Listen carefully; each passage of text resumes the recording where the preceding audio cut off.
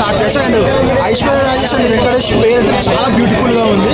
ఆ పేరు నాకు చాలా బాగా నచ్చింది. అంటే వెంకటేష్ కూడా చాలా ఎంగా కనిపిస్తాడు ఇందులో. ఒక 60,000 62,000 అన్నట్టు కనిపిస్తాడు. చాలా ఎంగా కనిపిస్తాడు. చాలా ఎంగా కనిపిస్తాడు. వాళ్ళ పేరు చాలా బాగుంటుంది. కూడా కొంచెం కామెడీగా సాగుతుంది. గోదావరి గట్టు మీద సాంగ్ కూడా చాలా బాగుంటుంది. మ్యూజికల్ యునానిమస్ హిట్ అది.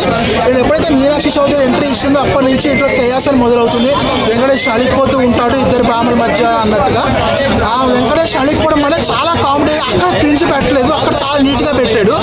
అండ్ అక్కడ సెకండ్ హాఫ్ వచ్చేటంటే మనకి ఇంకా కామెడీ ఎక్కువ క్యారెక్టర్స్ రావడం వల్ల చాలా అంటే చాలా కామెడీగా వస్తుంది మనకి. ఆ పోలీస్ క్యారెక్టర్ కావచ్చు, సాయి కుమార్ క్యారెక్టర్ కావచ్చు, మళ్ళీ శ్రీనివాస్ క్యారెక్టర్ కావచ్చు, చాలా క్యారెక్టర్స్ ఉన్నాయి. వాళ్ళందరూ కామెడీ చాలా బాగా జనరేట్ చేసుకున్నారు అక్కడ. అండ్ క్లైమాక్స్ వచ్చేప్పటికీ ఒక సాంగ్ అన్నెసరీ అనిపించింది అది. అండ్ వెంకటేష్ మెయిన్ హీరో కానీ నెక్స్ట్ హీరో ఇంకోటి అని చెప్పాలి అంటే బుడ్డోడు అన్న బుడ్డోడు ఉంటాడు సినిమాలో. వాడు చేసే రచ్చ గోదావరి వేస్తా ఆడు చేసే రచ్చ మాత్రం పీక్స్ అన్న సినిమాలో.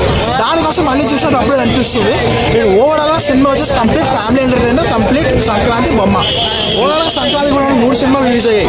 Game changer, Daaku Maharaj and Sankranti వస్తే నాకు 2 సినిమాలు అయితే నాకు బాగా నచ్చింది. డాకు మహారాజే సంక్రాంతికి వస్తున్నాం.